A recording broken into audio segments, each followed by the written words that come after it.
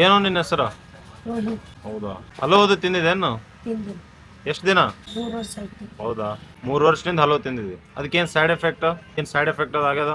ಆಯ್ತು ಏನಾಗ್ಯದ? ಏನು ಬೇನೆ ಆಗ್ಯಾವ? ಎದಿ ಬೇನೆ ಆಗ್ಯದ ಮತ್ತ ಗಂಟ್ಲ ಬೇನೆ ಮತ್ತ ಕಫ ಅದು ಆಗ್ಯದ? ಕಫ ಆಗ್ಯದ ಮತ್ತ ಗುಟ್ಕದ ಏನ್ ಹಾಕೋತೇನು? ಏನಿಲ್ಲ, ಬರೇ ಹಲೋ ಅಷ್ಟೇ. ಅಲ್ಲೊಂದು ಹಿಂಗಾಗಿದೆ. ಹ್ಮ್ ಹಿಂಗಾಗಿದೆ ಅಲ್ಲೊಂದು. ಹಲೋ ತಿಂದು ಓ ಹೌದೌದೌದು.